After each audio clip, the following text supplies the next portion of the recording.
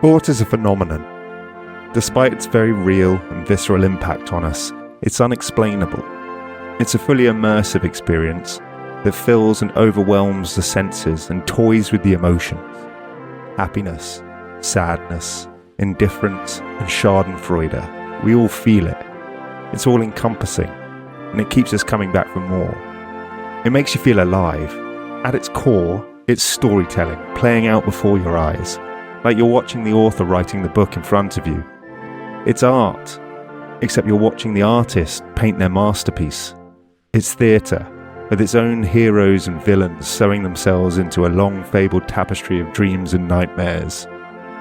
It's underdog stories and dynasties, fairy tales and tragedies, miracles and disasters.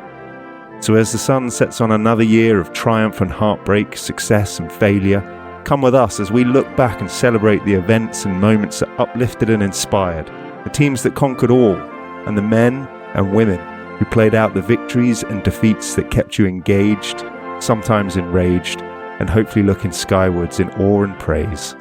For the final time in 2025, this is the Sporting Almanac Podcast.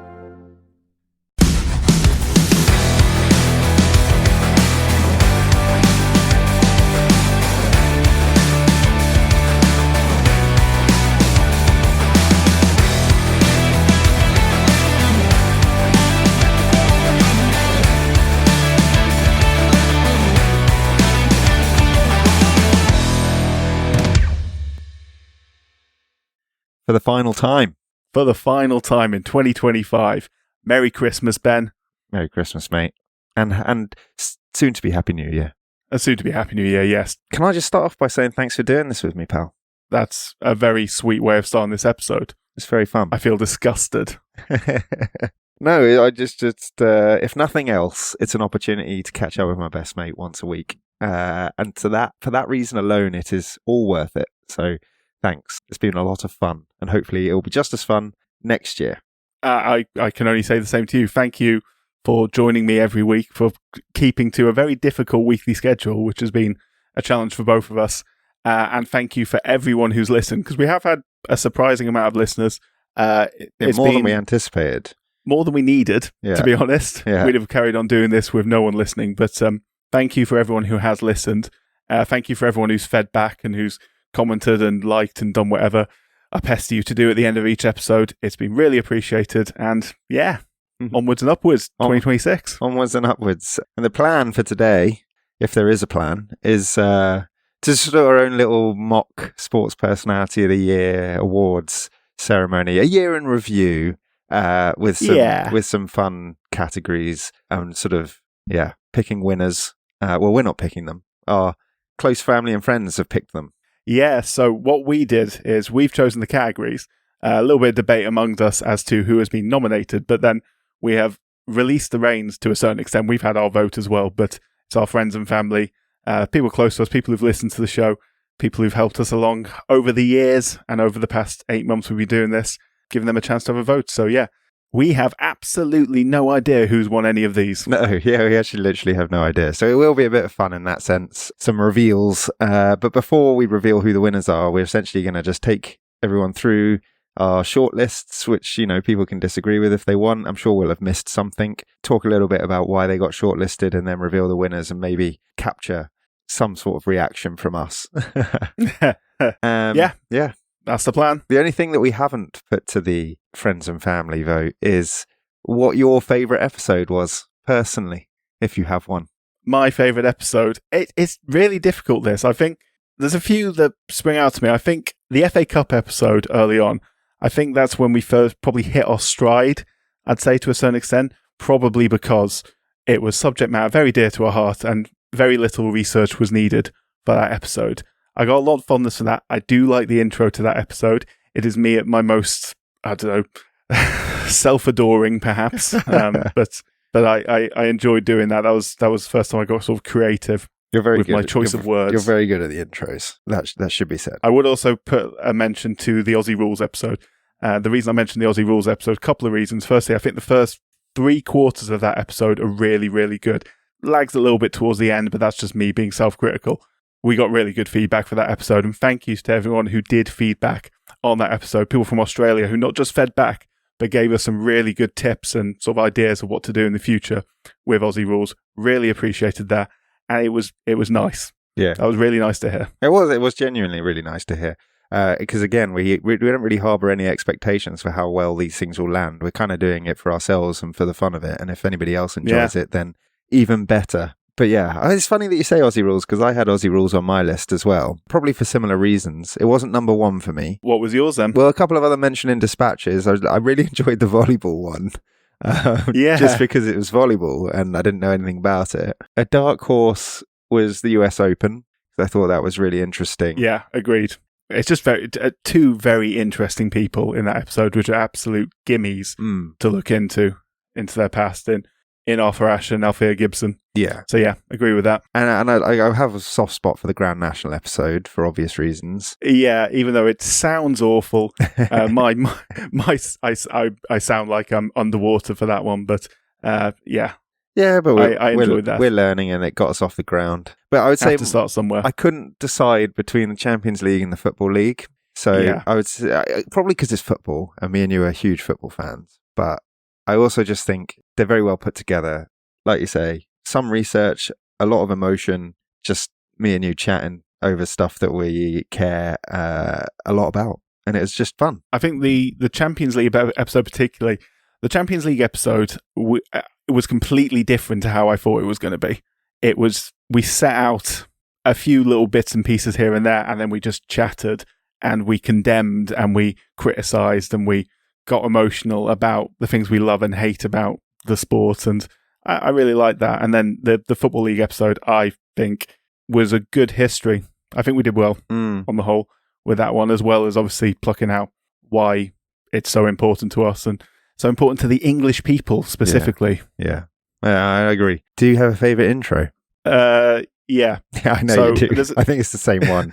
Okay, I really do like the Champions League episode intro was the first time I came out the back of an intro and I actually felt like I've done something really good here. It was your words, even though I did the voiceover. I should point out it was your words to that because you wrote it and I adapted it. But then putting essentially the Champions League theme tune over it as best I could. But it's what's the song it comes from? But it was from that. Sadok the Priest. Yes, exactly. Sadok the Priest.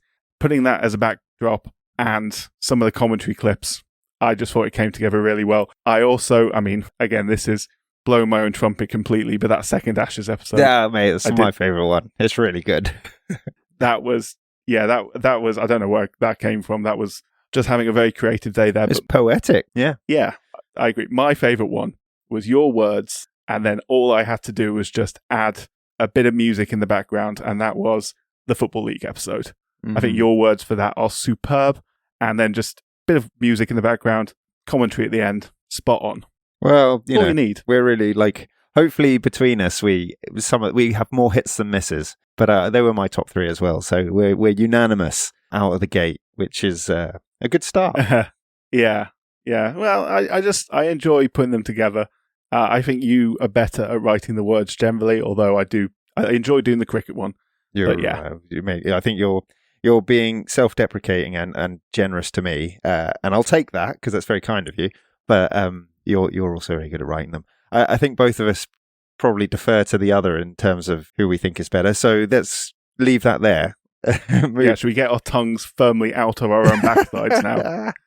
Well, and move on to the important thing, which is 2025 in sport. Yes. Yeah. That's what we're here for. Which is why we're here. First category.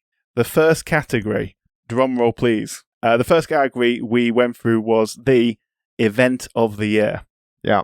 There are some big events. It was hard to narrow this down to a few. Shall I just quickly give a mention in dispatches to those that didn't make the shortlist to emphasise? Please do. Why we say this was difficult to distill. Women's Rugby World Cup didn't make it. Controversial, perhaps, but I think we agreed that it's probably not yet competitive enough as an event. But a huge, huge step this year. Yeah, big spectacle, lots of support. Obviously, we'll get into the Red Roses in a bit because they obviously do make some of the shortlists, but ultimately dominated by 2 teams, maybe 3 if you include Canada, and you should include Canada this year. Well, they got to the finals, Yeah. But really not that competitive in terms of as a tournament as a whole. But that doesn't mean it won't progress to be so in later editions. And then the World Athletics Championships, which is always great, and really only missed the shortlist because just pipped in our view by others. Just numbers, yeah. Yeah, just numbers. It didn't make the cut, but I mean, it could have done. Brilliant year of sport. Yeah, brilliant year of sport. I mean, next year is going to be even bigger, arguably, 2026. Oh, it's massive. And we'll get to what's coming. We'll get to that, yeah. Do you want to... Shall I start the shortlist, or do you want to? You go ahead. Okay, the first entry, the Ryder Cup. Well, the 45th Ryder Cup specifically. Back in September, it was contested at the Black Course at Bethpage State Park in New York. Attended for the first time by a sitting president. You know, whether that's a good thing or not, I'll leave to others to decide. Yep. Europe flew out the blocks. Yes, they did. And 2 days in and 4 sessions in, we were 11.5, 4.5 up, and things were looking rosy. Biggest lead going into the singles ever. That meant Europe only needed 2.5 points to retain the cup because they were the holders, 3 points to win it. Nearly contrived to throw it all away and snatch defeat from the jaws of victory. They lost the singles 8.5, 3.5. Only Ludwig Aberg won his singles game, but Mats Fitzpatrick, Shane Lowry, Tyrrell Hatton, Rob McIntyre, and Victor Hovland all drew their games halve, and that was enough. So we beat the United States 15-13, becoming the first team to win away in the event since the miracle. Indeed. It was magic, and it was a relief at the end. I wasn't expecting on the Saturday to feel relief at any point, but my word, when that tying putt was sunk, such a weight off. Relief is the right phrase. It was. I was hoping for a very easy breezy Sunday of just sitting back and watching an absolute tonking, and it turned into something akin to a nightmare. And so it was close. It was. There was a big sense of relief, then followed by your regulation euphoria. Indeed. I mean, all credit to the American players, specifically the players. Yes, because the less said about some of the supporters, the better. But great effort, great comeback, and it all added to the event. It was a superb event, probably one of the best ever, certainly in our lifetime, certainly one of the most memorable ever. Yeah. Maybe not quite Medina, but, up there. Not Medina, but up there indeed. So event 2. Event 2 is the 2025 World Series, the finale of the Major League Baseball season between the Los Angeles Dodgers and the Toronto Blue Jays. Held over 7 games. And these things don't always go to 7 games. But this one, I knew, I even said it on the podcast, I knew this one was going to 7 games. It was just... the fabled Game 7. Such a ding-dong battle. It was, yeah. And, okay, we wanted Toronto to win. I think, to be fair, the Los Angeles Dodgers are a juggernaut. They are a superbly run team filled with superb players from top to bottom, superstars of the game, obviously. Shohei Ohtani being the main one, but also the MVP of the series, another Japanese man, Yoshinobu Yamamoto, who was superb throughout. It went to Game 7. Game 7 was in Toronto. Dodgers came out 5-4 on top in the end.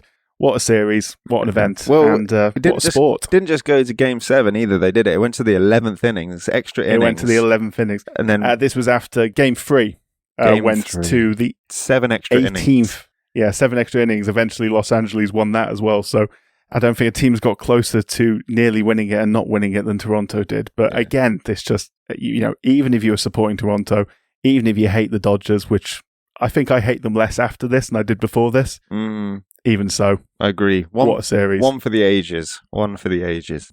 Okay, the Women's Euros. I mean, this hardly requires an introduction, but England were drawn into a very tough group and it started badly. We lost 2-1 to France, which everyone seems to forget. We lost our opening game of that tournament. That set up a crunch game against the Netherlands, who were also Sarina Wiegman's, obviously her home nation. The girls rallied. They slapped them 4-0, meaning that so long as we negotiated a tricky derby against Wales, the passage to the quarterfinals would be secured. And they duly delivered. 6-1, a thumping. Second in the group. That set up a tie against the Swedes. Interestingly, I hadn't appreciated this at the time, but the Swedes had topped their group, Group C, which contained Germany, with a perfect record. They scored 8 and only conceded 1. So when we were 2-0 down within 30 minutes, it wasn't looking good. But anyway, enter Chloe Kelly. an assist, a decisive cross to spark the comeback, and goals from Lucy Bronze and Michelle Adjiman brought us back to 2-2. The dreaded shootout, but I shouldn't really say dreaded shootout anymore because I think we're quite good at these now. We certainly are in the women's game, yeah. We're not too bad in the men's, I don't think. But anyway, 3-2, we prevail. We go on to Italy, who had seen off Norway. 1-0 down again, except this time we're in the 95th minute of 6. We're about to come up short again, but again. Michelle Adjiman is on hand to save our skin. And into extra time we go, and the big game player, Chloe Kelly, is there again to send us to our second consecutive final. Just about, yeah. Penalty rebound. Yeah. Anyway, Spain it was, who'd seen off Germany in extra time. 1-0 down again in the final. Third game in a row. Cometh the hour, cometh the woman. Chloe Kelly, a delicious cross. Alicia Rousseau, the header, 1-1. And that's how it would stay. Step fourth, Hannah Hampton. A series of saves. England are 2-1 up. Kelly's on the 5th. As they say, the rest is history. The rest is inevitability in that case. Yeah. Oh, mate, crazy tournament. England didn't lead a game in normal time in the knockout stages and led for 1 minute in total, but ended up winners. Football. It was incredible. I mean, it was a great tournament anyway. It's a great spectacle. When we sort of describe why the Women's Rugby World Cup misses out, it was a great tournament. It was great. I can't wait to see where the Women's Rugby World Cup is going to go because of having seen where the Women's Euros have gone. It's massive now. Yeah, it is. And it's becoming extremely competitive. Oh, yeah. Which makes, absolutely. Just makes the whole thing more fun. But yeah, what can we say? What an event. Yeah. Next one, Lions. The Lions tour. The Lions, yeah. Yeah, so actually started badly. Again, another one that it's easy to forget that the Lions lost their first tour match, which wasn't a test match, as we mentioned, against Argentina. They lost narrowly by a few points. It was pretty ding-dong. To be fair, the Lions didn't look after the ball very well.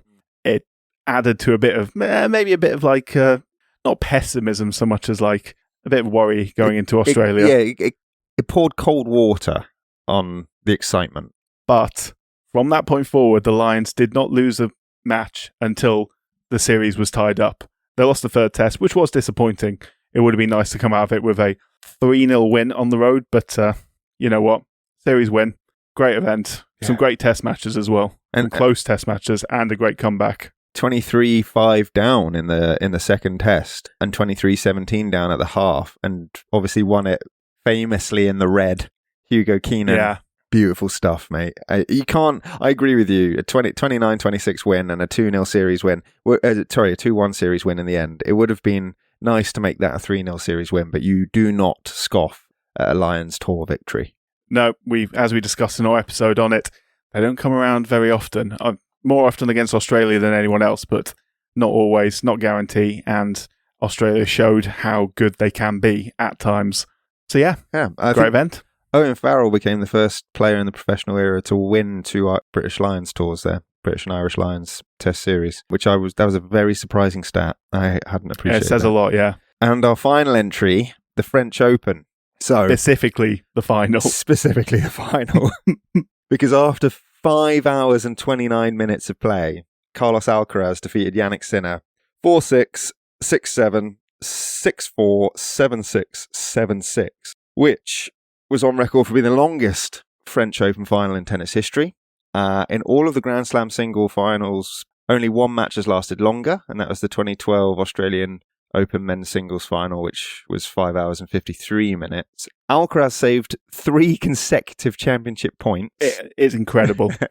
It was wild, mate. The most saves recorded during a men's major final in the Open era of tennis. He overturned a 2-set deficit to claim what was his 5th major at the time, which was the first comeback from a 2-set deficit of his career, and he became only the 3rd man of the Open era to do so after being championship points down. I think only Gaston Gaudio in the 2004 French Open and Novak Djokovic in the 2019 Wimbledon final were the other men to do that. I listened to it on the radio, actually, and I don't know if it would have been better to have watched it live, but there was something about listening to that like for such a long period of time as well, obviously. It can get very intense. Yeah, very intense. Any sort of radio listening experience, yeah. Yeah, that's it. And I didn't really care. I did care who won. I had a favourite, and we'll come on to the reasons why, which was Carlos Alcaraz. I did want him to win. And I don't know. There's just something that the radio does for you when you're engaged, especially when all hope is lost, because you can't see what's happening. You're just waiting for the inevitable. Yeah. And so it was. I had a really great time, but that was my personal experience of it. I know most people watched it on TV. No, I wasn't fortunate enough to watch it on TV. I can't remember what I was doing instead, but I was following along, wearing my thumb out, refreshing, and seeing what was going on. Crazy stuff. Yeah, it was. What an event! One of the great tennis matches to ever be played. Regardless of where it comes in our 2025 shortlist, it will go down in tennis history. So the results. Are we ready? As I said, we have no idea who has won any of these.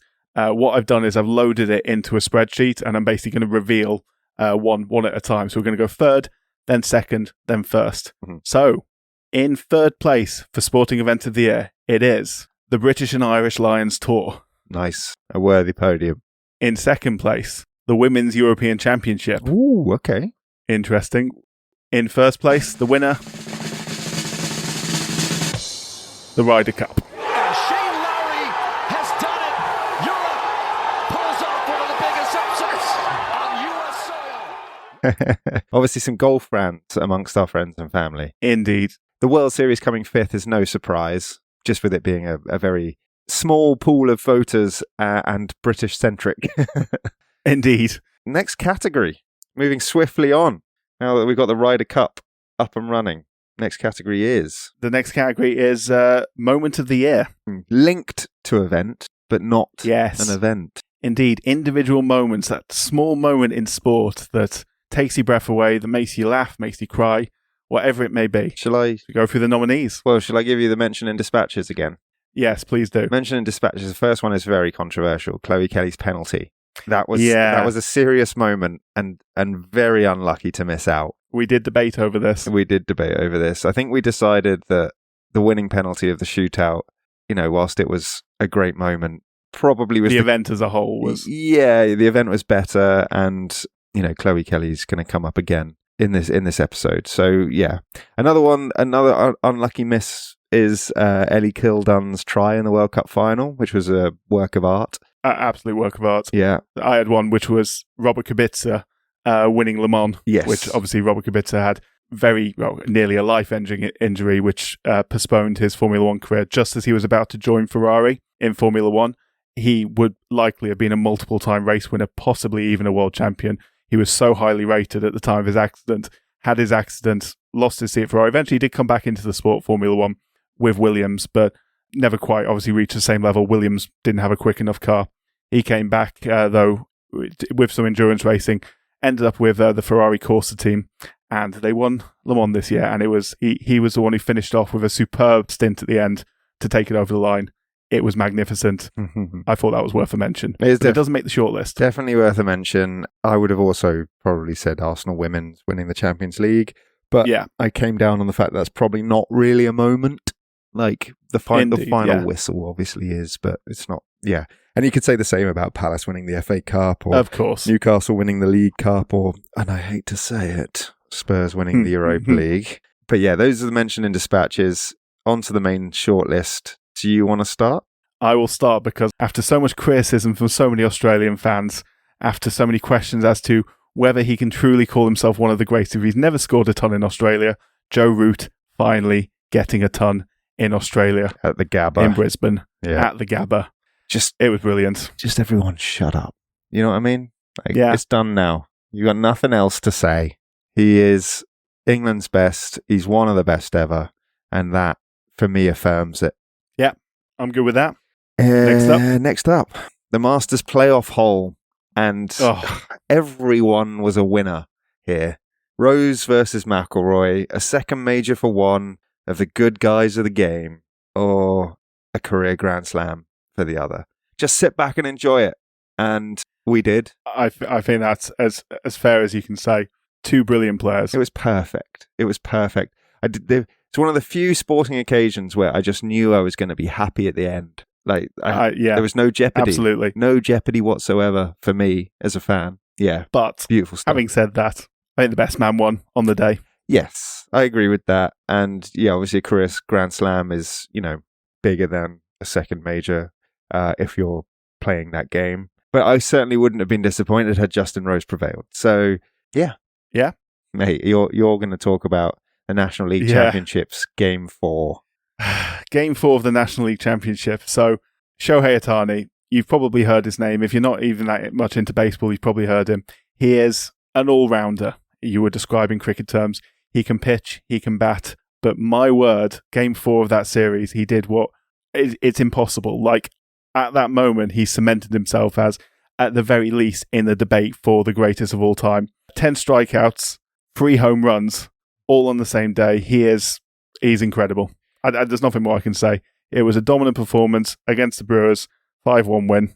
Incredible. Yeah, it was incredible. And moment is unfair. To secure the sweep as well, to secure the series. Yeah, it was moments, really. Indeed, yeah. Including, I think his third home run was what they describe as a moonshot. An absolute bomb. A monster 469-foot homer. I mean, he's a freak, and he's such a nice guy as well. It's crazy. I think such a likable bloke. I read the Brewers won, like, through their season. Sorry, not that they won. The Brewers had a 97 regular game season. Yeah, and their reward for that was to just get obliterated. 4-0. Yeah, incredible. See you later. Shane Lowry's putt. We've already spoken about it. Really, the right man in the right moment. Yeah. The jiggle, the little jive after the fact. I mean, it was one of those putts where if it's not to retain the Ryder Cup, you're like, he'll drain this every day of the week. But how that day had been going. Oh, yeah. And he just, the calm, the poise, the execution under pressure. Coolest man out there. Couldn't have happened to a better bloke. Exactly, yeah. Just quality stuff. And just really, really awesome. Off the back of the context, as you say. And then wrapping it up, because I know you want to talk about this one. More golf, yeah. Apologies for anyone 3 out of these 5 moments being golf, but it was a hell of a golfing year. I couldn't leave this one out. It's the moment in the Ryder Cup where, amidst horrible abuse from the American fans, just not appropriate, they weren't behaving themselves, giving him stick as he was going up to take a shot. He turns around to some of them and he tells them to shut the fuck up, and then he sticks it within 4 feet of the hole immediately afterwards. That man being Rory McIlroy. Yeah, sorry, should have mentioned Rory McIlroy again. So 2 of the 5 are Rory McIlroy alone. It is a man who didn't lose his cool under pressure, put them in their place, and then showed them why he is one of the best golfers on the planet. The thing that made that so cool was you very rarely see a differentiator between, like, the normal man and the pro athlete. And yes, that was like it on steroids. It was, it was just like, I can say whatever I want to you. You're just heckling me in my backswing and just generally being an idiot. And I'm just going to be dismissive and rude back. And then that's going to heap even more pressure onto me. And then, oh, by the way, I'm going to produce one of the best shots you'll see over this weekend. And I'll just march off and my mate will knock it in. Yeah. Yeah. We'll take the point. Perfect. See you in a bit. Or the hole, rather. A perfect moment of sport. Yeah. Beautiful. So, yeah. Well, did everyone agree?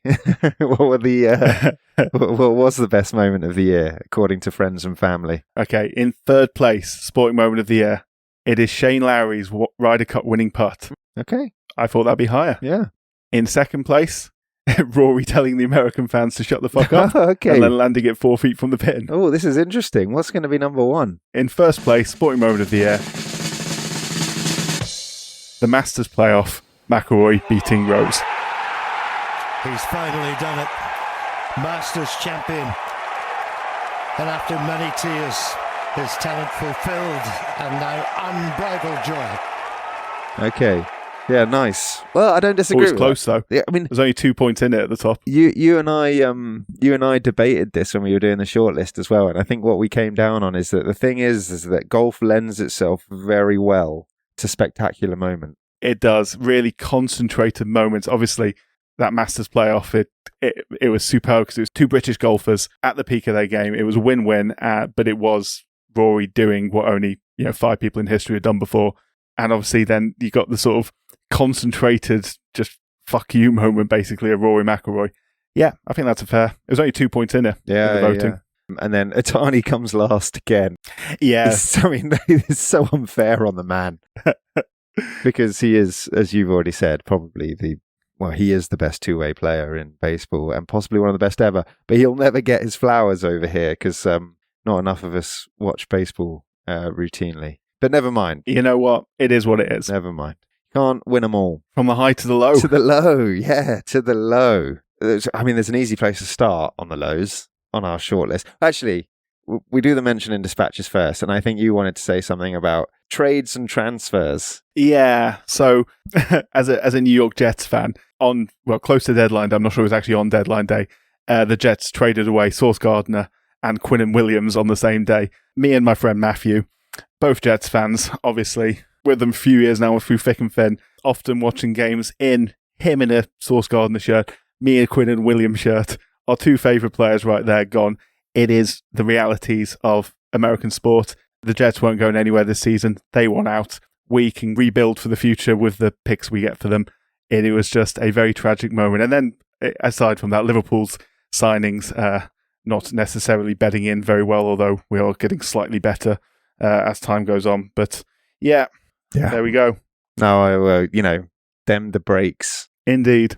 Hopefully the Jets will reap the rewards for good transfer or trading business, whereas Liverpool will come good. History doesn't bode well for the Jets, but you never know.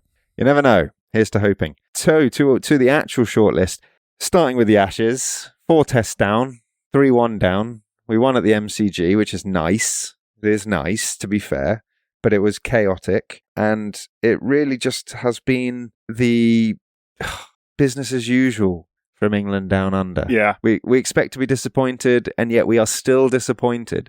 And it's because we have a tendency in sessions, not even in innings, in session, to dangle the carrot of hope and then immediately withdraw it in a very, especially when we're batting, gutting fashion. Yeah, particularly the batting. Bowlers have equipped themselves reasonably well, but the batting outfit has been anyway. Poor decision making, poor execution. Yeah. Anyway. Poor preparation. It's gonna be 4-1. Yeah. We'll take the 1 and we'll be happy with it, and we'll take the Joe Root ton at the Gabba and we'll remember it fondly. But other than that, this series can get in the bin. Absolutely. Speaking of things that can get in the bin, the second nominee, Lewis Hamilton's first season at Ferrari. Did you expect it to be as tough as it has been, Ben? Albeit with one sprint race win early in the season. No. I would say it's iconic. I would say it was a must for the career. Not actually essential, but it's the goat in the red with the prancing horse. It's doing things for the eyes. That's what I'm telling you. It still does, even now. Yeah, but from a sporting perspective, it just hasn't delivered, has it? So huge regulation changes incoming, maybe next year. You know what? If the low leads to a bigger high next year, even a race win next year would be enough. We'll see. Let's hope he sticks with it, and let's hope he keeps his morale up, because he's still got it. Yeah. Welsh rugby might not still have it, though. 18 losses in a row. Could you see that coming? Stinks, that. That is stink. And then ending the season, obviously, with an absolute battering at the hands of South Africa. Yeah, and there's no real shame in that, except it was... the level, the scale of it. Bad, yeah. Their heaviest ever home defeat. I think we spoke about it on a previous episode briefly, but no, Wales, God, where do they go from here? I guess the only way is up. It can't get much worse, can it? Considering the highs that in our lifetime Welsh rugby has reached, a couple of Grand Slams, for such a small nation that's so obsessed with rugby, you feel it every time they reach those highs, but you feel it just as hard when they reach these lows. It's tough. There's no way this can last forever. Rugby is a very cyclical thing. You get highs, you get lows. You just try and peak at the right time, and you try and get out of these slumps when you can, but it feels a long way up for Wales right now, especially with other nations like Japan strengthening, like outsiders getting stronger. If they get into a World Cup, they don't want to be humiliated. Yeah. So, yeah. Well, yeah. I mean, we've got an eclectic mix on the shortlist here because we've just spoken about Welsh rugby from a performance perspective. The Ashes is like an event. Hamilton and Ferrari is, a duo and a season. And then this one is a little doff of the cap to one of the great men. Indeed. A different type of low. Virat Kohli retiring. A purely sporting entry. One of the great competitors, one of the great leaders, one of the great winners, one of the great players. Yeah. Yeah. Just an absolute icon in a country that is so obsessed with this sport, the sport of cricket. In India, he is, more famous than the president or the prime minister, whatever it is. He is just an icon. Yeah.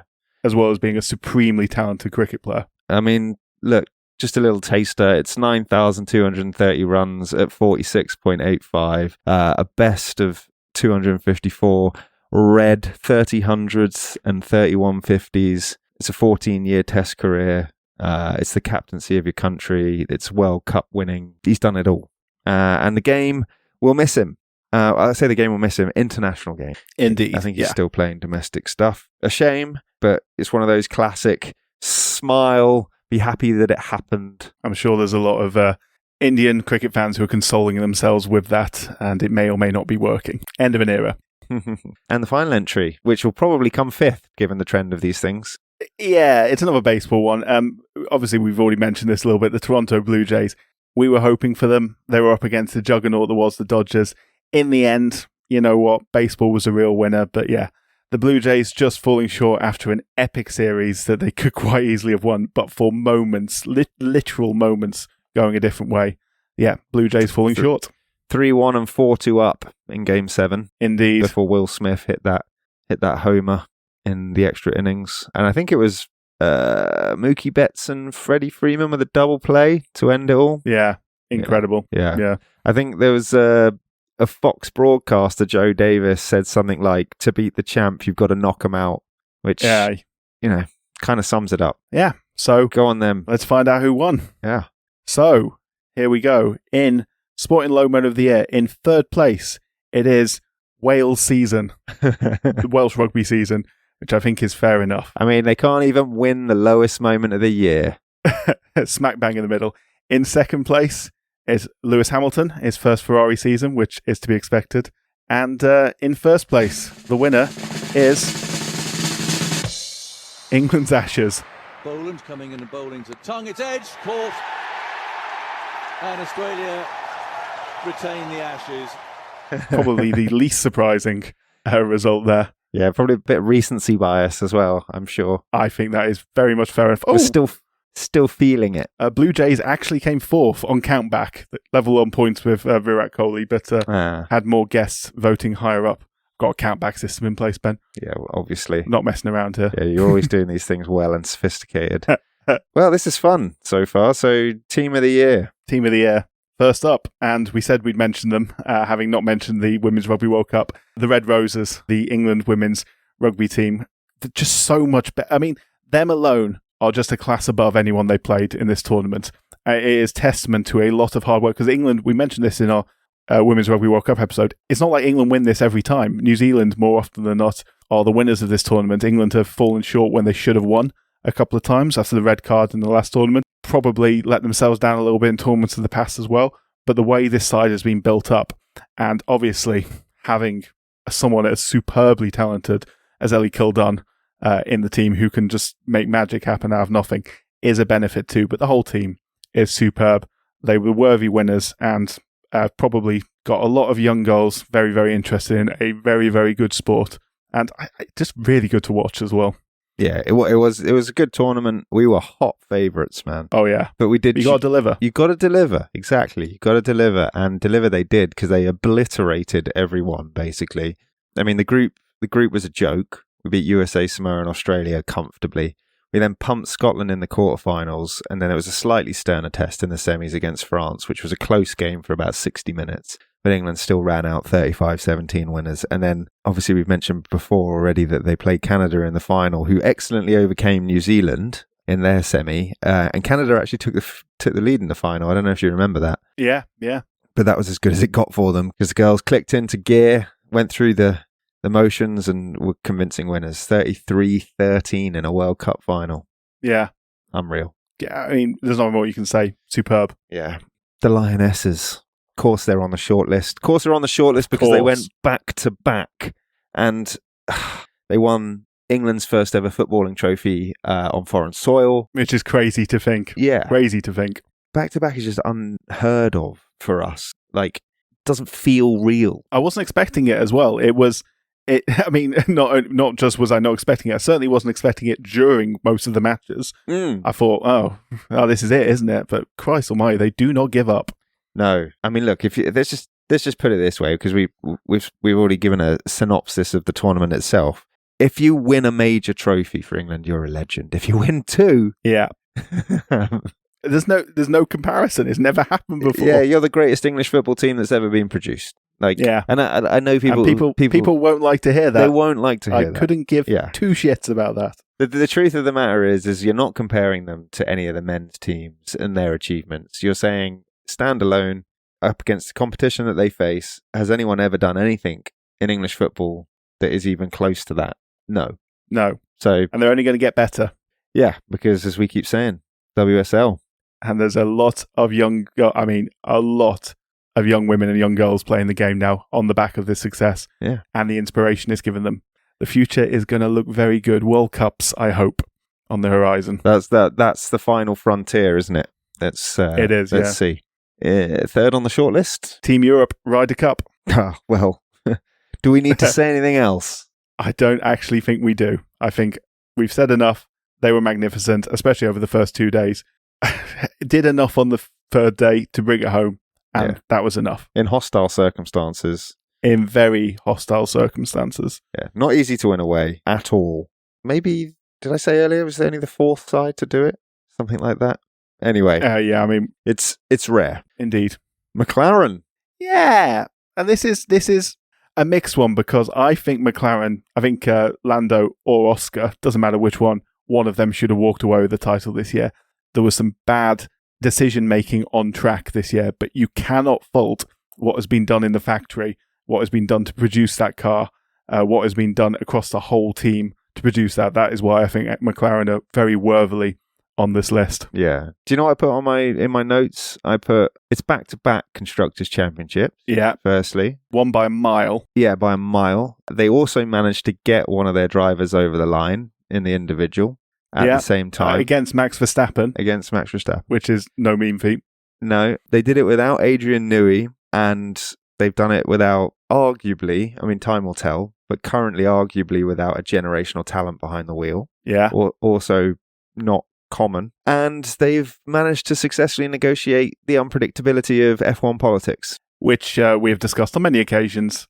So I think they're worthy nominees. Yeah, a team is more than the drivers, the decision makers on track, the team principal, wherever it may be. It is the McLaren have the biggest team in Formula One, the best setup, a lot of investment going into it. They should never have been where they were, 2 or 3 years ago when they were the worst team on the grid, to turn it around as quickly as they did and to have produced from halfway through last season up to now, they've had the best car. And yeah, maybe that means their driver should have won it by more than 2 points, but they got over the line. They won the Constructors' Championship by a mile, and that's where the money is. Fair play to them. Exactly. Final entry?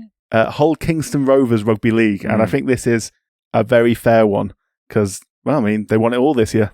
The treble, which is the League Leaders' Shield. Yeah. That's the first time they've ever won that. They bettered their second place finish from last year. The Challenge Cup, which is their first victory since 1980 and avenged their 2023 final defeat. Yeah. And then the Grand Final, the Super League Grand Final, their first title since 1984-85 and avenged their Grand Final defeat from the year before.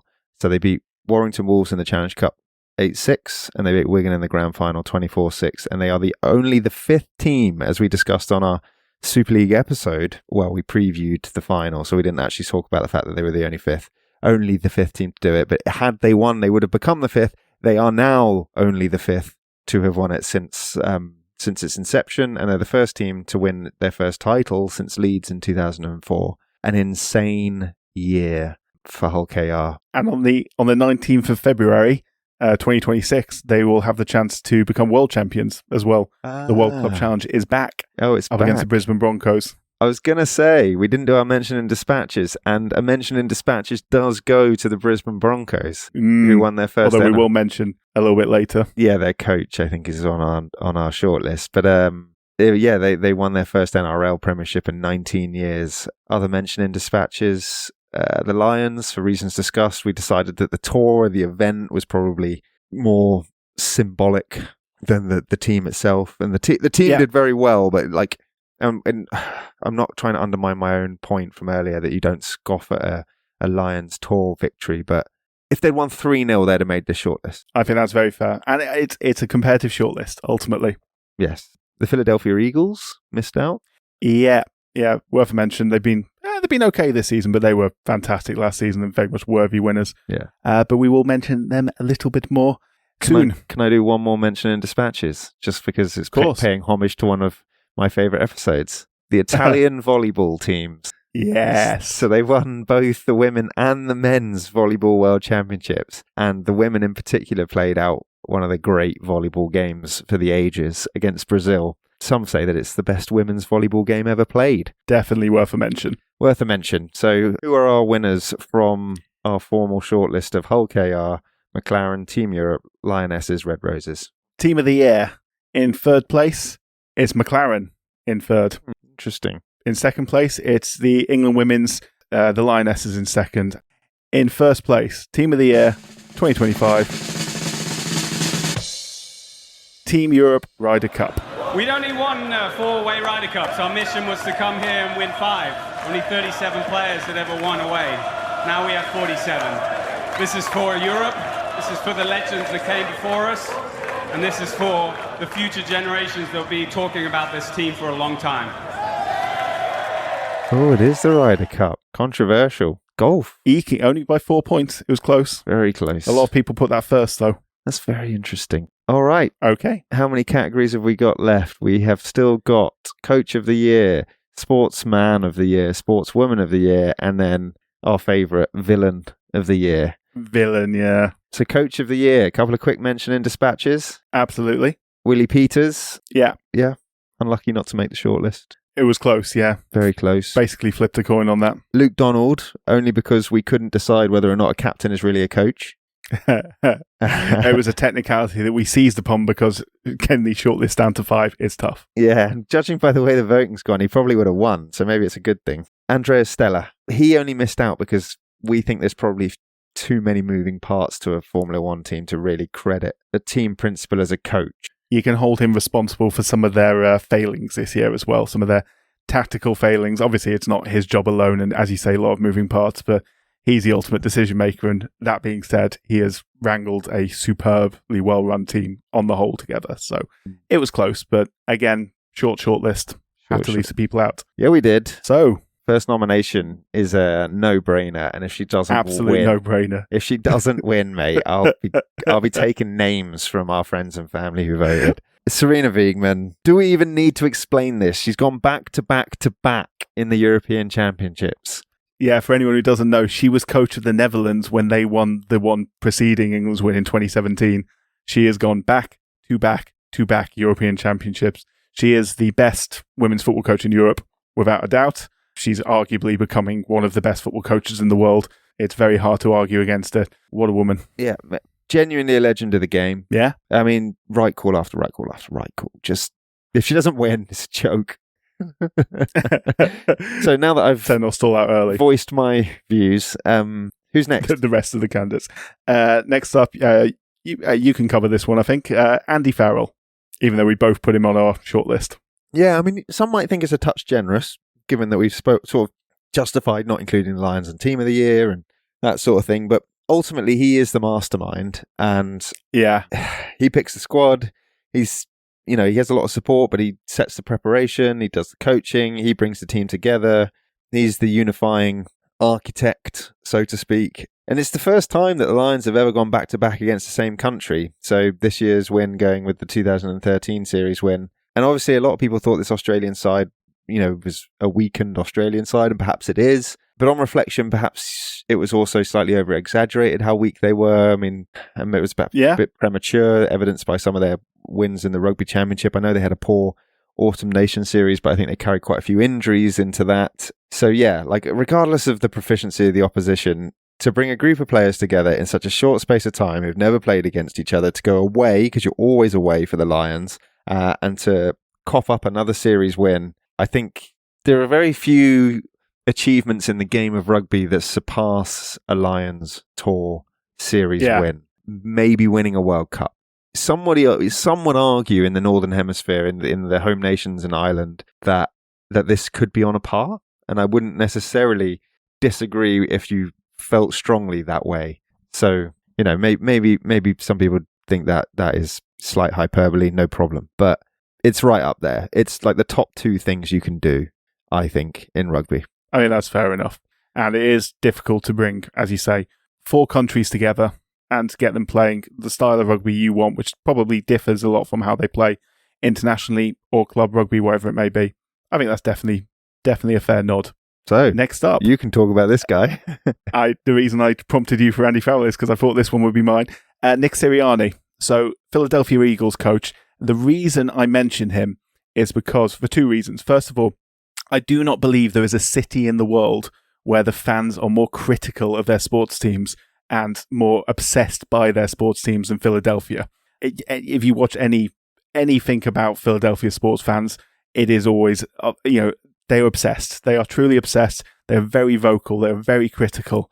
The second reason is he has a style of play. And obviously the tush push gets mentioned all the time as an example of this. He gets criticised from all quarters for playing the game a certain way. He is stuck to the way he plays the game. It has been effective. They've been up and down this season a little bit. I mean, they were 10-5 last time I checked. I don't know if they played yet.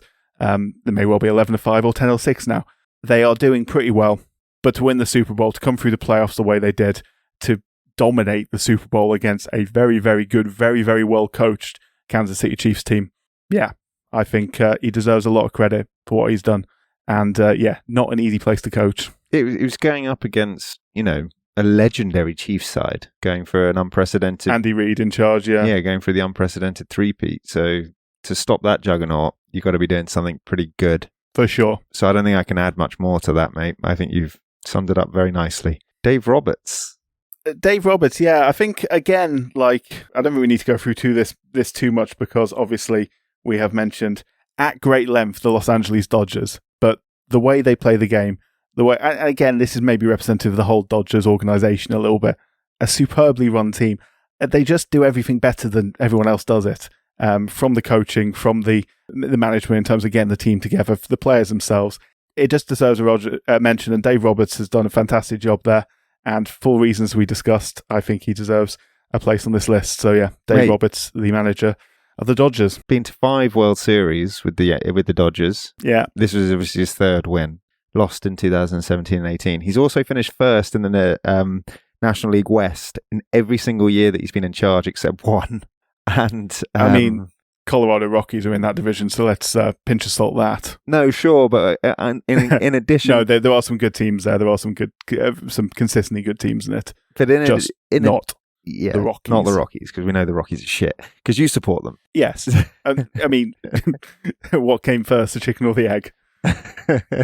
But he's also made two National League championships in 16 and 21 where they didn't make the World Series. So he's basically been, to the semis, so to speak, on 7 occasions and won it 3 times. And as a fun little bit of trivia for you, which you might already know because you're a geek for these sorts of things, but because people who listen to our episodes might be interested to know, he was part of the 2004 Boston Red Sox team that ended the curse of the Bambino.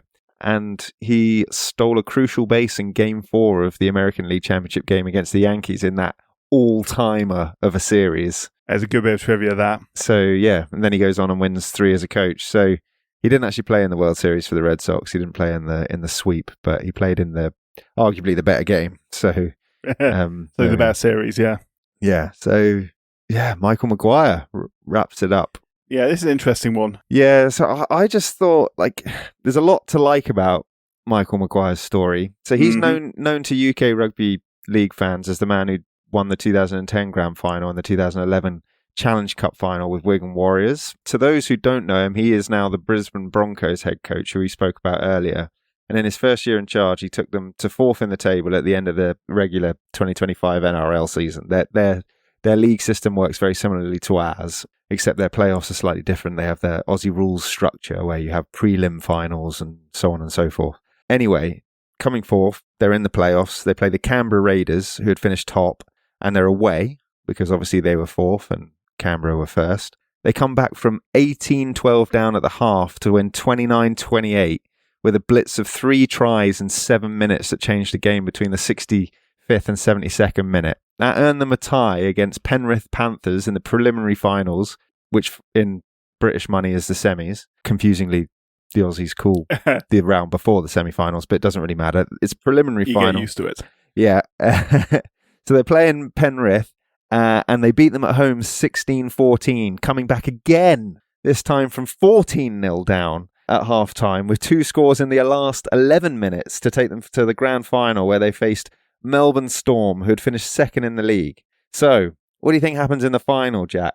In the final, they come back from 22-12 down at the half to win their first NRL title in 19 years with a 26-22 victory. And that goes alongside Michael Maguire's 2014 grand final, which he won for the South Sydney Rabbitohs, or Rabbitohs. I don't know how you pronounce it. I think it's Rabbitohs. Rabbitohs, yeah. For whom he won... Rabbitohs is a great name, though. I think that's the Gabatoir getting in my head. So yeah, anyway, when he won with South Sydney in 2014, that was their first title since 1971. So this man has a tendency of ending hoodoos in Australian Rugby League, and I just thought the way they came back... The reason I thought it was interesting, mate, is they're losing at half-time in every single game now. If you ever wanted something that you could draw an inference from, that the coach had played a role, yeah, I think that's nice. Absolutely. It is hard to find words in that scenario. One can only assume he did. Regardless, his story is incredible. It was their first title for nearly 20 years. It's a worthy nod. Yeah. I don't think he's going to win. I don't actually think anybody knows who he is, who was voting on this, so he's probably going to come last. But Matthew does. But let's see. Okay, let's see. So the votes are in. Coach of the Year in 3rd place. It's Michael Maguire in 3rd place. Ah, nice. Okay, there you go. Better informed than I thought. In 2nd place, it's Andy Farrell. Ah, nice. In 1st place, presumed by an absolute mile, Sarina Wiegman by an absolute mile. Chloe Kelly to win the European Championship for England. And done so! Chloe Kelly means England retain the European Championship crown. Sarina Wiegman remains unbeaten in European Championship knockout football. Remarkably, her 3rd Euro title in a row. England are crowned Queens of European football again. That's 10 out of 14 voters putting her first. So, fair play. Very, very, very fair play. Justice is served. So, moving on to probably the 2 main events, really, Sportsman and Sportswoman, but not really our main event, because Villain of the Year is the one we're looking forward to the most. Sportsman first? Yeah, I mean, the first one on the list is an incredibly obvious choice to anyone who's been watching sport, watched sports personality, or has been listening to this episode so far. Rory McIlroy. Yes. The 5 players in history before him who have won a career Grand Slam in golf.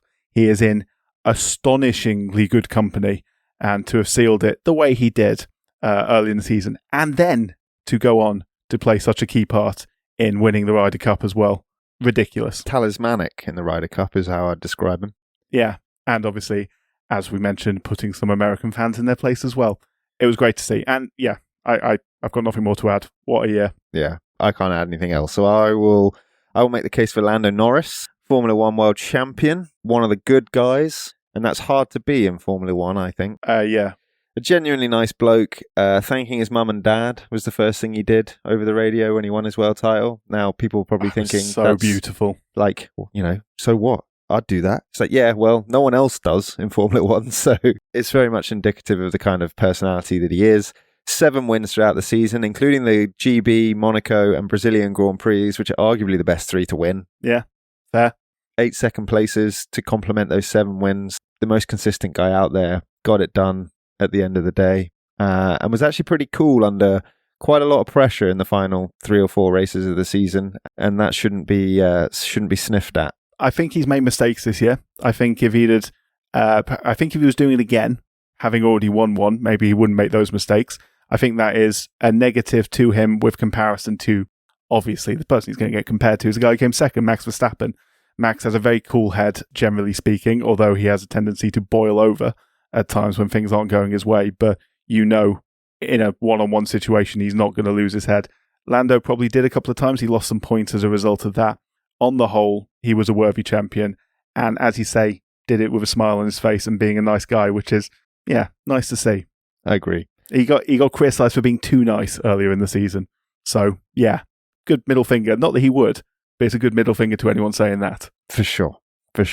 Shall I take Mikey Lewis? Yeah, you take Mikey Lewis. So Mikey Lewis is Hull KR's best player. We've already explained that Hull KR won the treble. He just had a standout year. He's had a standout couple of years, actually. But I think when you avenge a grand final defeat and you win a Challenge Cup, having lost one 2 years before, and you win the Rob Burrow Award in the grand final, which is the Man of the Match award, basically. And that comes off the back of being the Rugby League Writers and Broadcasters Player of the Year and the Man of Steel from 2024.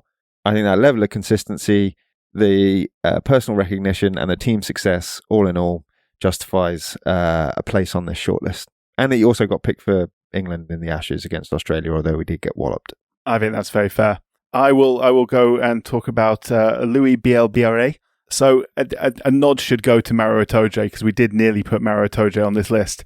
The reason we didn't is because of the ridiculous season that this young man has had playing for Bordeaux and for the French National Rugby Union team. Player of the Six Nations, a good place to start, and then also winning the Champions Cup with Bordeaux, beating Northampton in the final. Sorry, Bleaty, my friend who's a Northampton fan. I'm a Northampton fan. You are, yeah, fair play. Sorry, Ben. I forgot about that. Yeah, he scored 2 tries in the semi-final as well. A great performance over the reigning champions Toulouse, who are a very hard team to beat at the best of times. But yeah, his Six Nations, he was incredible. I just think Itoje, brilliant, of course, leader of the Lions, leader of England as well, as they've gone through an incredible run of form, narrowly missed out only because of just the levels that he's up against. Yeah, I mean, I agree. We had a conversation about this, in fact. Itoje is the first Black Lions captain, and obviously in the same year that he became England captain, he won the Calcutta Cup for the first time, I think, in like 4 years for England. So it's, not actually that not that common these days. Led England to a second place finish and obviously won the Lions series. But Louis Bielle-Biarrey, what a season, man.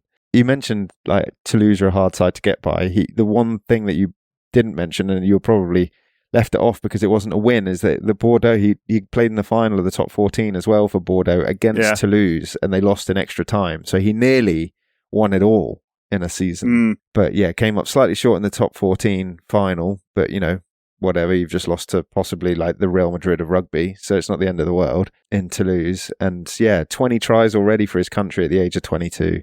Scored in every game of the Six Nations, along with Tommy Freeman. Did you say Tommy Freeman did that as well? I didn't know. Yeah, that was good. Good nod, that. I think they both did it. But France obviously won the tournament, and he was player of the tournament, so who am I to argue? One last man to mention. Shohei. Poor Shohei. He's got a lot of nominations, and he'll get no flowers. But to give him his due, again, I mean, obviously a World Series winner. We've spoken about the moment of the year, or moments of the year, in Game 4 of the National League Championship game. He's a 5-time All-Star, including this year. He was the American League Championship MVP. He then became the 2-time World Champion this year with that World Series win. He's a four-time National League MVP, including this year. He won the Silver Slugger Award, the Hank Aaron Award, and he's probably the best two-way player of all time, like we said. He's definitely the best two-way player of all time. This is a year where he's now arguable in a debate with people are putting him alongside Babe Ruth for the greatest baseball player of all time, the greatest of all time. Now, I would probably say he's not quite there yet. The fact he can pitch as well certainly helps, but it doesn't really matter ultimately. He's had an incredible year, definitely deserves to be on this list. It's a shame he's probably going to come last. Yeah, he's probably going to come last. Couple of quick mention in dispatches. Pogacar. Yeah, fair. Yeah, unlucky to miss out, but we just don't trust cycling enough. Tour de France win and world champion, should say. Yeah. So very good season. Carlos Alcaraz, very unlucky. Yeah. French in a classic, as we said. US Open. Got to the final of Wimbledon. Also got to the final of the Tour final. Yeah, a really good season. Could have easily been on this list. And Mondo Duplantis, but it's a circus trick. So I knew you were going to say that. He's very good at it, though. He is very good at it. He's unrivaled at the circus trick. He's probably, in the entire world of sport, certainly in male sport, he is the best relative to his peers at his particular circus trick in his case. Yeah, I don't dispute that. I just can't have someone jumping over using a... Like, do you know what I mean? Shall we see who's won Sportsman of the Year? Yeah. In third place is Louis Bielle-Biarrey. Oh, okay. Higher than I thought it would be. I like that. Fair play. Yeah. In second place is Lando Norris. Yeah. In second. And the winner... Okay, the winner is Rory McIlroy, obviously, by an absolute mile. How satisfying is it to turn around to someone and say, quote, shut the F up, and then stiff it to 2 feet? Very fucking satisfying. Congratulations. 10 first place votes. Did Shohei come last? No, Shohei came fourth. Mikey Lewis came last. Oh, but okay. Someone put him first. Yeah. Yeah, fair play. Fair play indeed. Rory, yeah. Rory is almost as inevitable as Sarina Wiegman. I don't think you can look past him. I mean, to have done what he did at such a high level, to secure a career Grand Slam, putting him in a mix of the likes of Tiger Woods and Jack Nicklaus, he is, it's a no-brainer. It is a no-brainer. You would have questioned the sanity of anyone who voted otherwise. Well, someone did. But anyway. Matthew. Sportswoman of the Year. This is a good one, actually. I don't necessarily know who's going to win this. I have no idea who's going to win this. A bit rogue with some of the choices here, because I spread the net a little bit and really looked across women's sport for some of these. I'll start with one that I put on the list, because I think she is worth a mention. That is Aya Wilson, who is an American basketball player in the women's NBA. She plays for the Las Vegas Aces of the women's NBA. And the reason I mention her is because everything it is possible to win in women's basketball, she won this year. She was WNBA champion, finals MVP, overall MVP for the league, defensive player for the league, first team all-star. Like, literally everything is possible to, like, I could keep talking about stuff. She won everything this year. She is a superb practitioner of her sport. She will not be well known to people in the United Kingdom, and I think that is fine. She's just worth a mention. She's been absolutely dominant in her sport. That's one of the reasons we do this podcast, mate, is we like to bring sport to the people that they might not necessarily be familiar with. And we're not pandering here with these shortlists. If you've got the credentials, you go on the nominations. We do need to talk about the WNBA sometime, because it's a league which gets a lot of criticism, but the standard, just like in a lot of women's sport, is going up and up and up, and the popularity is going up and up and up, and attendances and everything else, and it gets negatively compared to the NBA, and the NBA is a thing amongst itself, even compared to other men's sport. It is this incredible success story, generally speaking. But, all you can compare it to is itself and where it's going and the trajectory it's going in. We will talk about it sometime. Yeah. Well, definitely worth a mention. We've got, we're going to talk about some of the stuff we're going to cover. That may well be making the shortlist. Indeed. Shall I take Sydney McLaughlin-Levrone? Yeah, please do. This is good, though. Oh, God, I mean, this woman, she's pretty special. I was looking for the right word. During the semi-finals of the 2025 World Athletics Championships this year, she broke the US record for the women's 400 metres. She basically ran a time of 48.29. 2 days later, she won the 400 metre final in a time of 47.78, so she went even faster, and that is the second fastest time ever run by a woman, and was obviously therefore a new championship record. And then on the final day of the meet, she earned a second gold medal by anchoring the US women's 4x400 metre relay team to victory in what, I don't know if you remember this, but in what was a diabolically wet day. There was like yes, I do remember that. Thunderstorms. Yeah. Anyway, what all that meant is that she became world champion to go with her world record and her Olympic title from 2024. So she's utterly dominant in her field. She cleaned up at the World Championships. She's been cleaning up for years. How could we leave her off? Indeed, and it's certainly worth mentioning that she is a largely a 400-meter runner now. She was a hurdler previously, so she's essentially doing a different sport to what she was. I mean, obviously she did both in her youth, but yeah, she started off as a hurdler, and now is obviously an incredible flat 400-meter runner. She is an incredible athlete. Yeah. Who are you taking? Well, okay, let's. I'll do Faith Kipyegon. Okay, thank you. I will go for Ellie Kildunne. Ellie Kildunne's probably, of every athlete in the entire world this year, the one that I've enjoyed watching the most, and the one that I've enjoyed getting to know as a sports star the most, in terms of, I think she is so unbelievably good at what she does. I don't think there's a single person in women's rugby, I mean, who can compare to her in terms of her ball running skills. I think she makes her opponents who aren't average. They aren't average.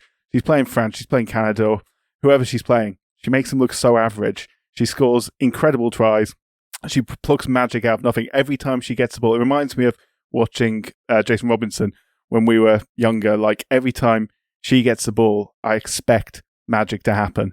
And she was superb in the World Cup. She got a concussion, came back from it, best player in the World Cup for the best team in the World Cup, and very fairly got second place in Sports Personality of the Year this year, which was a good recognition for her, for all the hard work she's done behind only Rory McIlroy in the end, which was nice, I thought.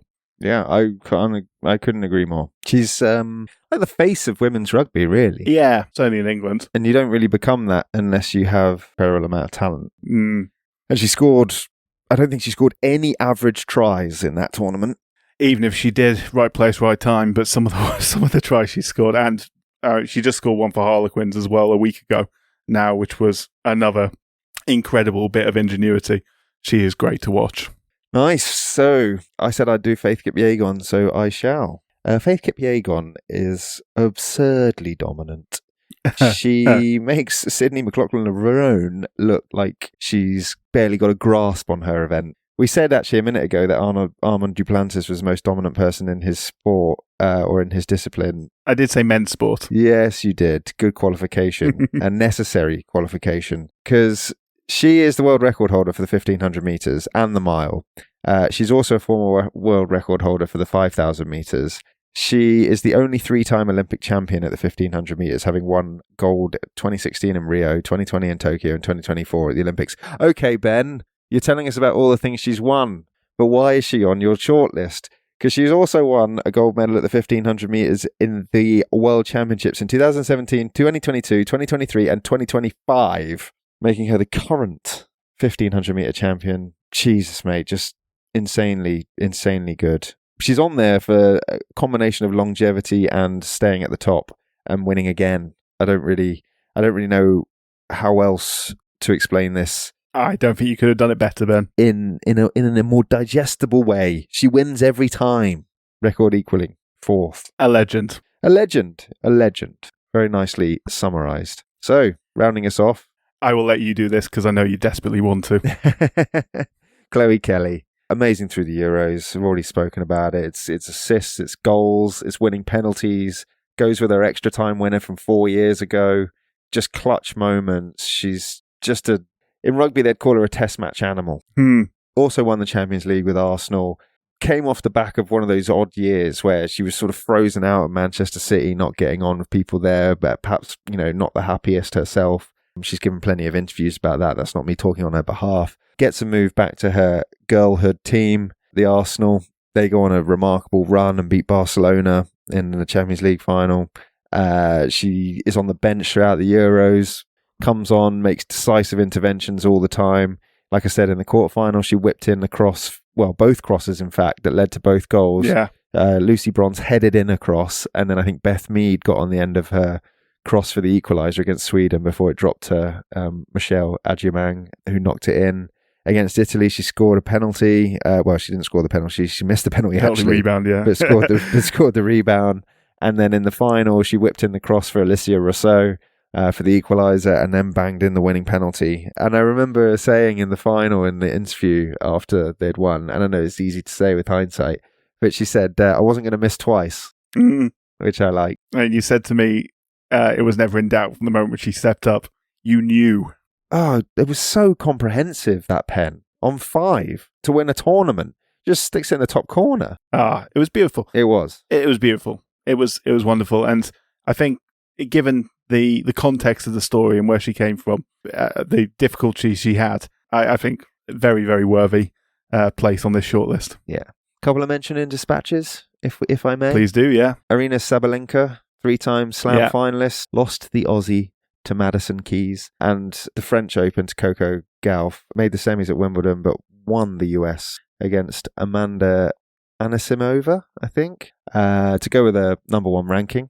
I think if she'd maybe won another slam. Yeah, I think so. She might. Which is harsh. Yeah, very. But again, it's levels, isn't it? It is. And then you quite rightly put Etana Bonmati on the shortlist. And then quickly removed her because you said that she's a consistent loser. She has been this year, and again, that's harsh. She won the Women's Ballon d'Or again, but she lost Champions League final and she lost the Euros final. So and she missed a pen in the shootout. So again, levels. So Chloe Kelly, it's the level. Yeah, I think that's a fair comparison. One of them was talismanic and took her side to victory, and the other did not. That's the difference between getting on the Almanac shortlist, because we are the arbiters of this. There is no higher authority. Well, our friends and family are the arbiters. We have but a small contribution within that. Should we see who's won then? Yeah. So, Sportswoman of the Year in 3rd place, Sydney McLaughlin-Levrone, which is it's got quite a few points. Yeah, it's fair. No, it is fair. In 2nd place, it's Chloe Kelly. Ooh. So in 1st place, God, I really hope. In 1st place, Ellie Kildunne, all by a point. Ellie Kildunne. So England have a penalty, a free shot if you like. And who's the person to take it but Ellie Kildunne? Little bit of footwork, goes through around 1, then 2, and Ellie Kildunne lights up the Allianz.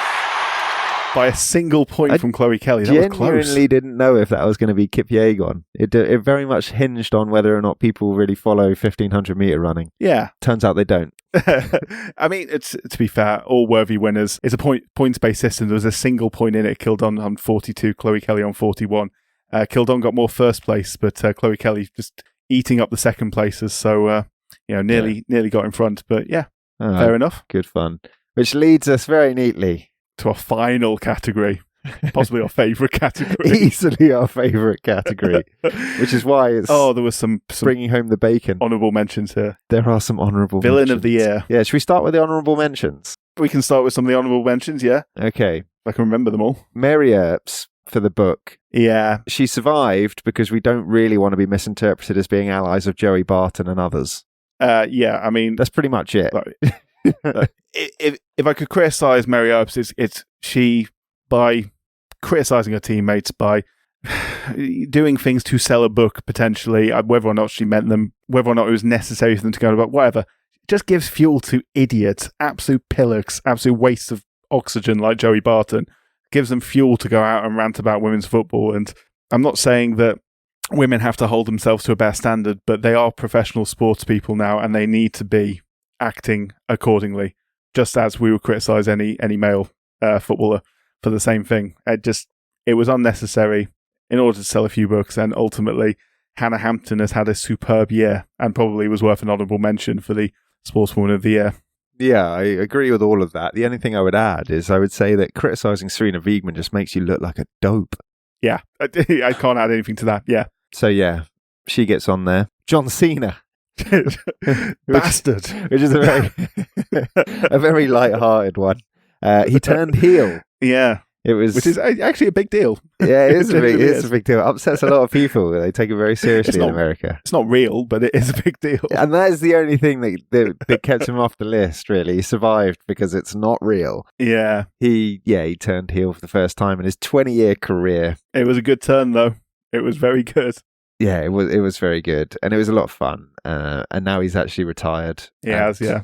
Just one of those things that they write into the storytelling so that, gain traction, I guess, and gain traction it did. It was a very successful marketing ploy by the WWE. Anybody else? Max Verstappen. Yeah, I thought this was harsh from you. We love to hate him. But we do love to hate him, exactly, yeah. The only reason I put him in was because he deliberately crashed into George Russell, which puts him into a genuine villain of the year. Yeah, I do remember that. That was a bit stupid. He's just sort of the man we love to hate, really. And if he'd have won the title this year, if he'd have got those last couple of points he needed, he would have very much been a worthy winner because he was superb, especially in the second half of the season, as he always is. But, got to give him a mention. Yeah. The man we love to hate. Yeah, the man we love. The pantomime villain of the piece. That's a good way of putting it, actually. He's a pantomime villain. We had, I nominated Shedeur Sanders just for the big self-promotion and the over-the-top self-confidence, followed by the major draft slide. But he probably survives because, A, he did get picked up by the Cleveland Browns in the 5th round with the 144th overall pick.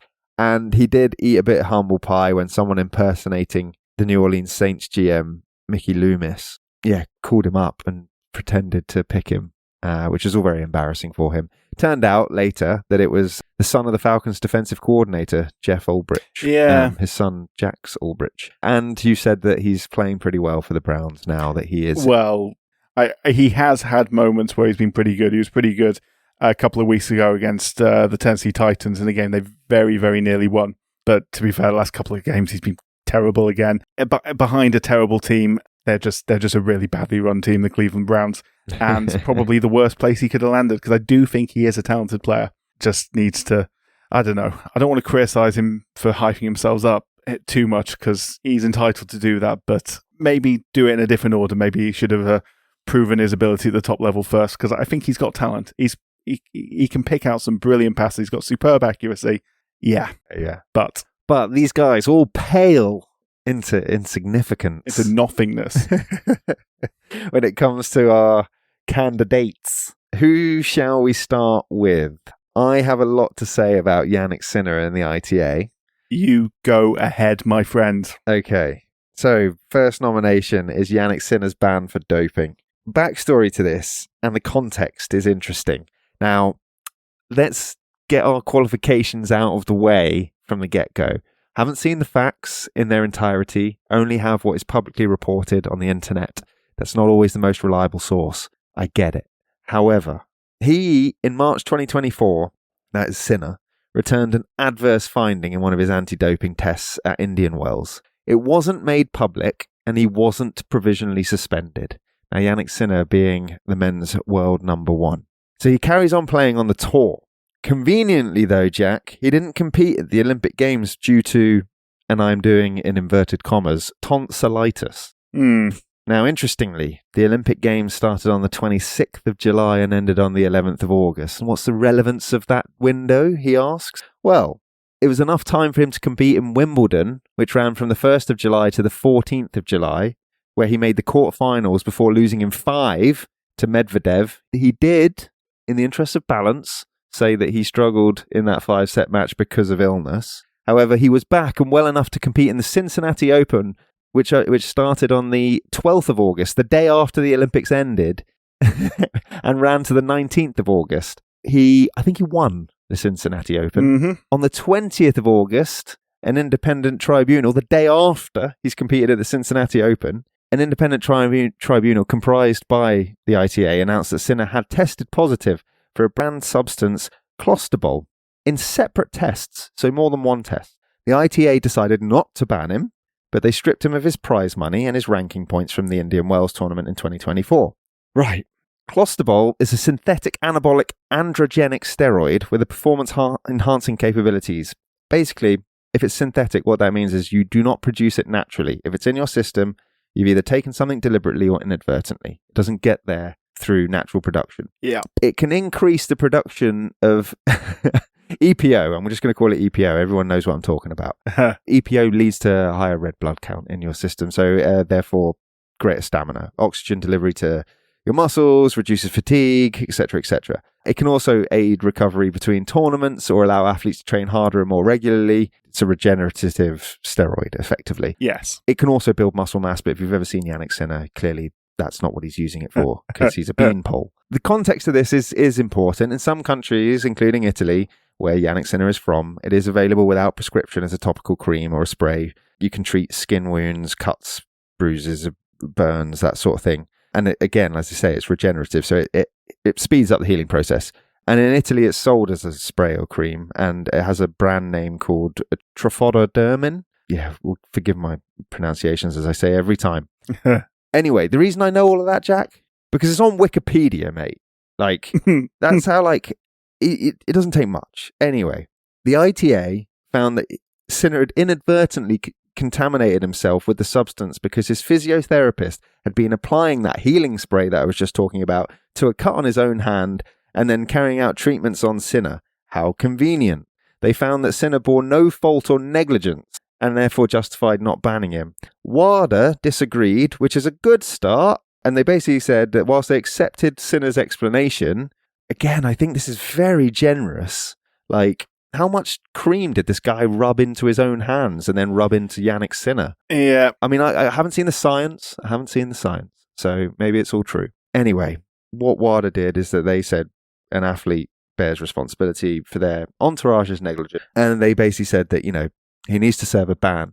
But in an increasingly smelly turn of events, WADA announced in February 2025 that they had entered into a case resolution agreement with Sinner and imposed a 3-month suspension from the 9th of February to the 4th of May 2025. Conveniently, the Australian Open had just finished on the 26th of January, and the Italian Open, Sinner's premier home tournament and the important warm-up for the French Open, was starting on the 25th of May, didn't start till the 6th of May.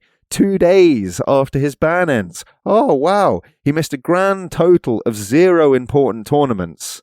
And, maybe it wouldn't stink so much, but Iga Swiatek, the then world number 1 for the women's game, received a 1-month suspension following a positive test for another substance. And that was accepted as being of no fault or negligence because she had taken contaminated sleep medication. I just think it reeks, mate. Mm-hmm. Can't disagree. I should have just started with that and just said that. But doesn't those the Olympic missing the Olympic Games just stinks? Because then you're outside the testing system of the ITA. Yeah. Oh, I don't know about that. I mean, you've put it perfectly. That was a superb rant. 10 out of 10. Well done. Anyway, who's next? First nominee, Yannick Sinner. Who's going to wind us up next? Howard Webb. God, yeah. Howard Webb and VAR specifically. I mean, without getting too many details, we've already gone on about this time and time again. There's no consistency. There's always an excuse. Ultimately, I can deal with VAR if it's an efficient system and gets the right decisions consistently. But when it is just as confusing as decision-making on the pitch, and when referees are perfectly capable of making good decisions on their own, just as good decisions, yeah, there might be mistakes made here and there, but there's a better standard of refereeing now in the Championship where they don't have VAR. We mentioned this the other day because we were watching the Coventry-Southampton game and there was a horrible tackle early in the second half. The referee just pulled out the red card straight away. We were like, if that was a Premier League, he'd get a yellow card and then they'd send it up to VAR and waste time over it. Referee's perfectly capable of pulling out the red card. And it's the excuses. And, I mean, you go on. No, I completely agree with you. And the thing that I think is completely bizarre is the example that you just gave, which is a very good one of that Championship game, that Southampton game, would have been that the referee would have given a yellow card. They'd have referred it to VAR, and VAR would have basically not overturned it on the basis that it's not a clear and obvious error because all they're trying to do is uphold the decision on the field. So the referee, thinking that he has VAR to back him up, would have made the wrong decision, and then the system would have endorsed it because it's not trying to get to the right result. It's trying to support and endorse every single on-field decision that is made, unless it's completely unjustifiable. And then if there is either if VAR messes up or if a referee messes up badly and VAR has to correct them, the PR goes into high gear. Overdrive, exactly. You've got Howard Webb comes out, makes a statement about it. He'll talk about the grey areas within the rules, which do exist. Of course they exist, and that's football. Referees can interpret the game in different ways because the laws of football are quite broad. But there's no consistency. There's no willingness to learn from mistakes or to have a sort of black box way of thinking where you acknowledge this is a weakness we have, let's try and eliminate it. It's just a PR machine on the back of I think the most graphic development is Sky and their shameless plugging of it because they now have a TV program. Because it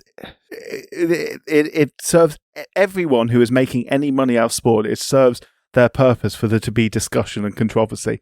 There is no incentive whatsoever to make the game fair because people are making lots of money. TalkSport are making lots of money debating, having these phone-ins. Sky Sports are making lots of money getting people to tune in for these referee shows, which obviously get viewers, otherwise they wouldn't be on TV. And you've got ex-referees who are going into punditry afterwards to be, we'll go over to Mike Dean and get his opinion on it. It's like, fantastic. Yeah. I really want to hear that. It's deliberate scandal. It's contrived. It's make-believe. And it's a closed shop.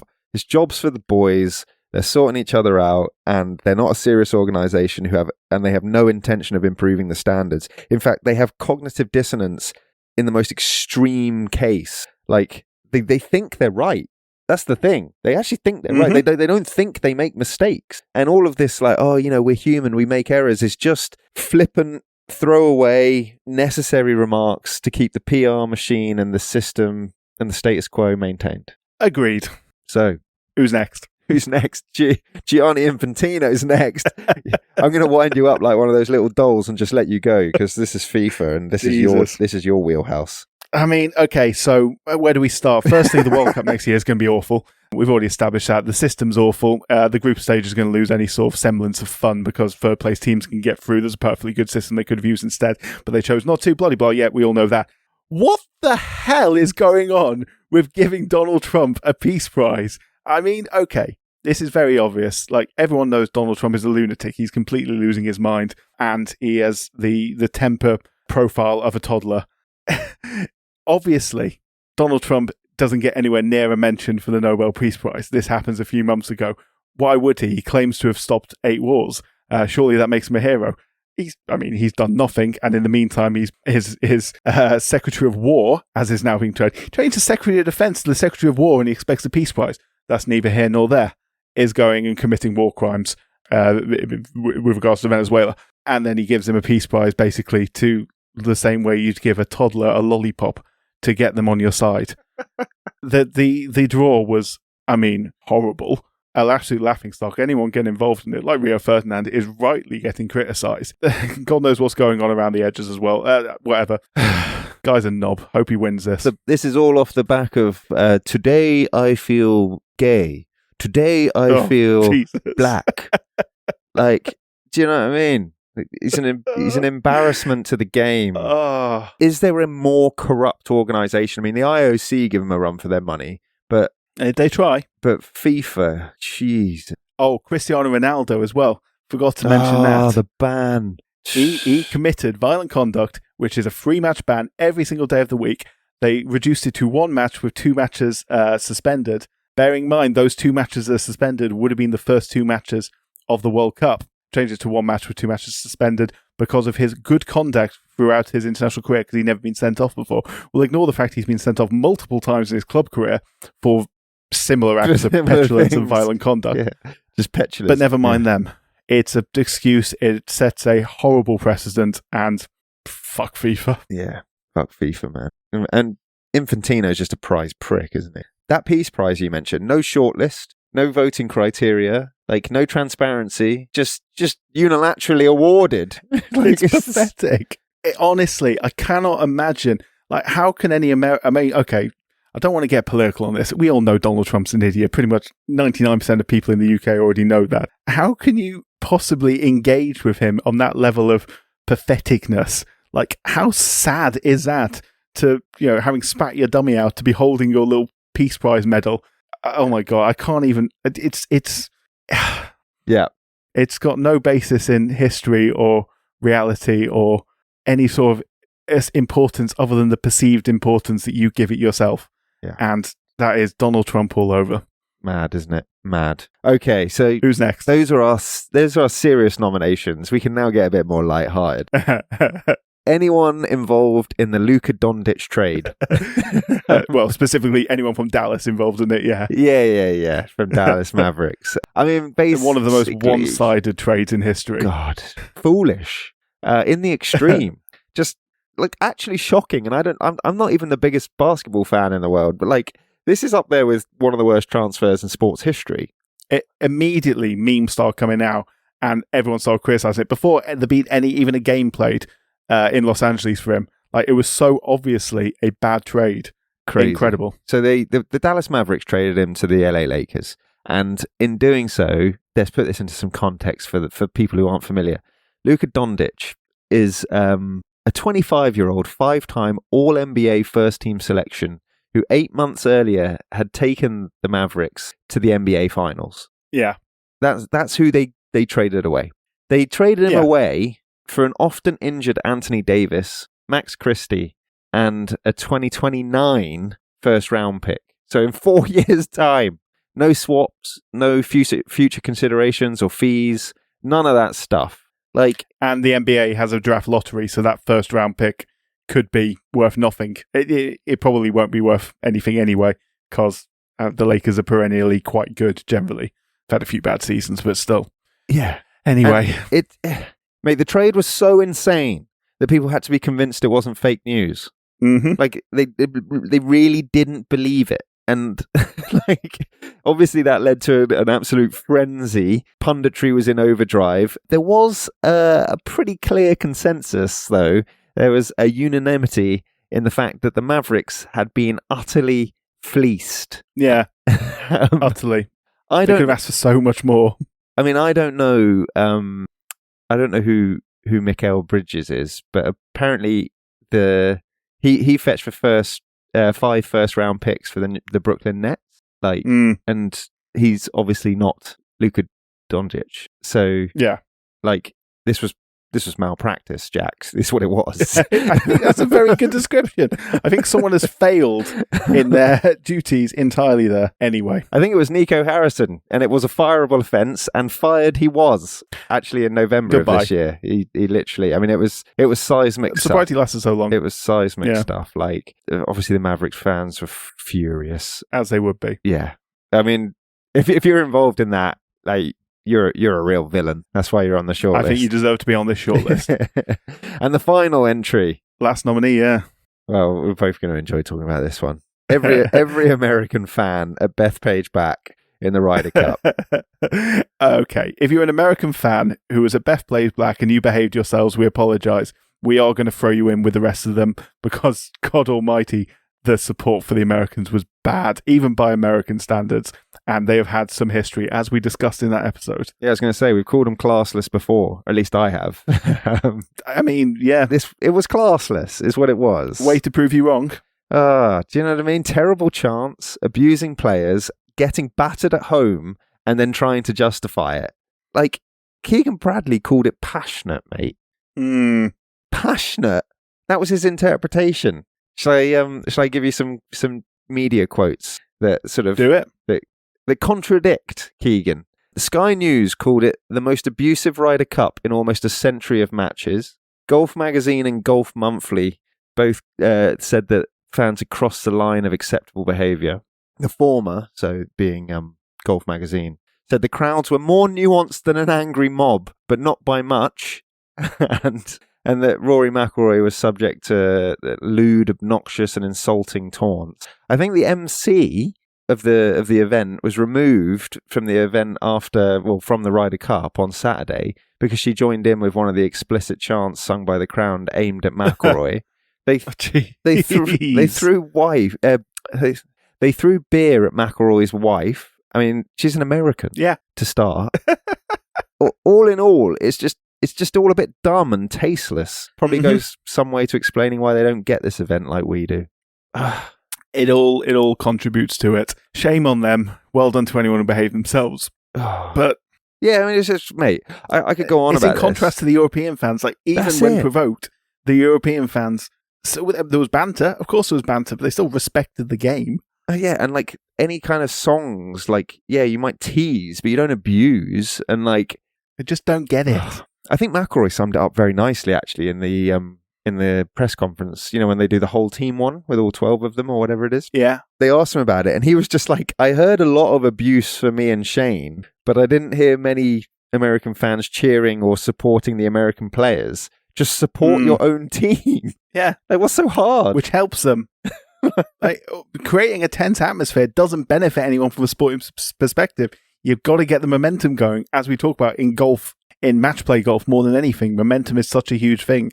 And just creating this tense environment is just, it doesn't do anything. No. All it does is rile up your opposition and probably make your players feel a bit uncomfortable, to be honest. And like, embarrassed, kind of wish probably. this wasn't happening. Yeah. Anyway, cool. So who's won that? Because this is genuinely... Their nomination. This is genuinely fun. I don't know. Right. In third place, in Villain of the Year, it is Howard Webb for VAR and the standard of officiating in England. Fair enough. In second place, it is Yannick Sinner for getting too short a drug ban, blah, blah, blah. Yeah. And the rest. And in first place, it is Gianni Infantino.